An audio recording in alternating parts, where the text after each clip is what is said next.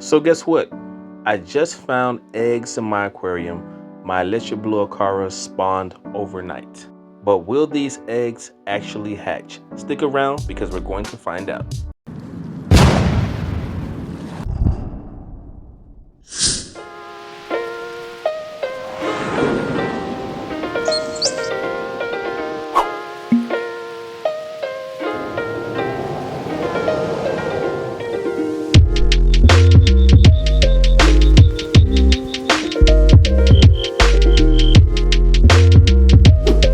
So my female electric blue Acara has been visiting this pot every so often.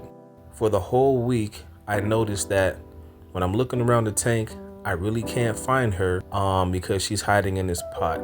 So as I look into the pot and I investigate a little bit closer, I start to notice that she has hundreds of little eggs posted up in here. Now the eggs blend in with this pot, so I really couldn't tell at first. So I started looking around on the rocks trying to figure out why she keeps hanging around on the inside of this pot. So now I have to move this pot and I have to position it in a way where I can actually see when these eggs start to hatch, so I can go ahead and move them. This is their second batch, so I'm not sure if they're gonna try to eat them or not, but I think I'll just play it safe and remove them once they hatch. So now I've repositioned this pot, and I also put this rock back in here to kind of help weigh it down because it tends to float. While observing the mom, I noticed she was going over to inspect the eggs, and it seems like she was fanning the eggs to keep any debris off of them, and also keeping a close eye, I guess, to see when they hatch so she could probably start to move them. And it seems like both of the parents were taking turns doing this. I repositioned the pot one more time, placing the eggs closer to the ground to make it easier to notice when the eggs were starting to hatch. And just as I was sitting here observing, I happened to notice the dad in the corner. And as I zoomed in with my camera, I spotted hundreds of tiny little baby electric blue Acaras. They have now started to hatch and they were wiggling. So what mom is actually doing is, I guess whichever ones are wiggling or whichever eggs are starting to move, she's taking them and placing them in the corner with dad. I'm glad I decided to leave the tank lights on overnight and that I was able to capture this miraculous moment. I'm actually surprised with this hatch rate. I didn't think that these many eggs would be fertilized. And as you can see right here, mom is coming over and dad is going into the pot. They're actually taking turns when it comes to moving, I guess, the fertilized eggs away from the unfertilized eggs. So this basically makes a lot less work that I have to do, because usually when the unfertilized eggs are next to the ones that are fertilized, they start to decay and then they start to form fungus, and then the fungus starts to basically move over onto the eggs that are fertilized, and it starts to eat them from the inside out. To be able to capture this on film is pretty cool, especially given that these are basically first-time parents. Well, looks like they got all the wigglers from inside of that actual pot right there. Look at mom right here, all in my grill. These are all the babies right here. She's so funny. These are all the babies right here. There's hundreds of them. Just zoom in, you can now see them, just hundreds of them wiggling away. It looks like when they swim too far out, mom or dad gets them in the mouth. Look at her. Mom or dad picks them up and then puts them back over there. She's not playing tonight. All on my grill. I see you, mama. I see you. Good job. Pretty. Those colors on you. You're good, mom. That's a good dad over there. It's Wow, it's a lot of them. They look like they're taking care of them, so I don't really think that I have to too much worry about the parents eating them. So I'm just gonna, I guess I'm gonna leave them in here for a week, hopefully, until they start free swimming. Hopefully the parents won't eat them. So then when they start to actually free swim, I'm just gonna transport them into my fry setup. I'm gonna go ahead and leave this light on for the night. It's really only, I guess, one predator in here. You got the pleco in here. And since these guys aren't free swimming as of yet, I feel like he might be a threat. So I'll just leave the tank light on for the night.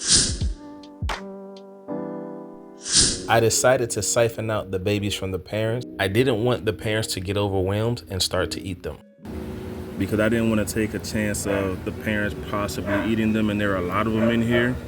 And it's kind of hard to keep the water parameters in check when they're in there with the parents, because they're so small. What I'm doing right now is I'm basically trying to siphon up the dead and decaying babies that are in here, as well as whatever else was in there. So when you use a turkey baster, it's easy, relatively easy to suck up what you want. These being so small, I have to really catch it in mid-air and discard of what I don't want in here. So this is going to be a lot easier for me to deal with. And then I could just basically, with the turkey baster as well, whenever I don't want near it, I could just blow the babies away like that. And I could just go in here and pick up what I need to, just like this right here.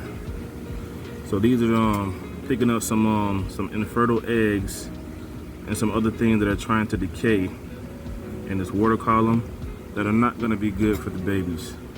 But this makes my life a whole lot easier when it comes to trying to raise them. Whenever I just suck one up, I just blow it right back out. I'm trying to get them whatever I can in the water column while it's floating, because these babies, it's easier for me to do this now because they're not swimming. But once they start to free swim, this is not going to be that easy of a job. So I'd rather deal with this head on now, to clean the water how it needs to be, so it'll be a lot easier on me as far as it comes to, you know, doing little water change maintenance on here, because the decaying food that's left in, I can't do too many water changes on the aquarium that they just came out of, and there's a lot of debris on the bottom, because I didn't notice she had laid these eggs, and I don't want to do really big water changes just to keep the water parameters where I need to be at. So this is going to be a lot easier.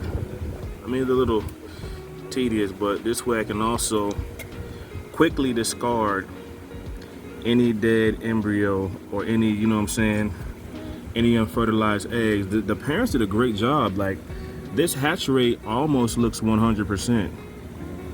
Like, this was a great hatch rate from them. They didn't have this many the first time they laid, and now I really get to see how tiny these little guys actually hatch to be, because the last time when they laid the eggs, I didn't even know either. I just happened to go over to the tank to do some maintenance on it before I did a big water change, and I realized that there were some little babies swimming around. So they also kept the last batch from me as well, and this time when she laid her eggs, she didn't lay them in the same spot, I guess, so she could kind of hide them from me, so I wouldn't end up being able to take the babies like I did last time. She's a good mom, you know what I mean, but she doesn't understand that I'm trying to basically ensure that all these little babies make it. I know, she doesn't understand. This is their second batch. Their third batch, I might give them the opportunity to raise them, because this is really time consuming right here. and I might just let nature take its course and see exactly how good of a parents they are. But I mean, if a lot of those end up making it, I'll have to do the same thing like I'm doing now, because I will have to be able to, when it's a large tank like that, it's hard for me to feed the babies. Extremely hard for me to feed them. So out of this right here, I've gotten a lot of debris out of here. I'm gonna actually put them in the same tank with their brothers and sisters for the time being while they're side by side. And I'm gonna put an aerator on them.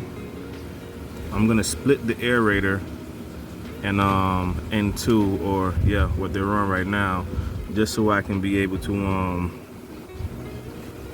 get some oxygen into this bad boy right here. So this is a side-by-side comparison of the baby electric blue Aquarium. These are 2 weeks old compared to the ones that were just hatched a few hours ago, less than 24 hours ago. You can see there's a big size difference. If I were to put these guys in the same container with these guys, the ones that are 2 weeks old would definitely annihilate them, because they are basically bite size. Just basically looking at the size difference, 2 weeks makes a big difference, especially when you're eating good versus where you haven't had a meal yet. I'm gonna power feed the little guys just so they can catch up in size. So I made my own fry rack system, basically, I guess, inside of this 10-gallon tank. I used a splitter to split the aeration. I have the babies separated into these 2 different food containers, and I also have some Hornworth inside of there with them. The Hornworth basically is going to help pull the nitrates out of the water, because I can't really do many water changes on the newborns right here. So I'm basically using that so it can help to like clear up some of the pee and poop that it may do. But yeah, this is my setup right here. It's really basic, really simple. And it's about 77 degrees in here. I typically keep the temperature between 77 and 80 degrees. I crank it up sometimes just to basically make the babies, I guess, more hungry, because their metabolism starts to speed up when it's warmer. And with this sponge filter right here, I have it in here to basically seed in here. So if I want to drop this sponge filter in another tank, when these babies grow out, I can do that, and it'll already have all the beneficial bacteria in here stored. So it'll keep the water parameters in check. But I may put a smaller sponge filter in here just to give these fish a little bit more space to swim, and also less hiding places for them, so I can see if some start to die off or decay. And I also have a snail in here, and I also have a pleco in here to help with cleanup duty. So what I'm going to try to do is I feed the 2-week-olds about 3 times a day. So what I'm guessing is if I start feeding the smaller ones about 5 times a day, they should catch up in size. Hey guys, don't forget to subscribe to my channel and make sure to like this video. Also, check out one of these videos on the end screen, because the action doesn't stop here.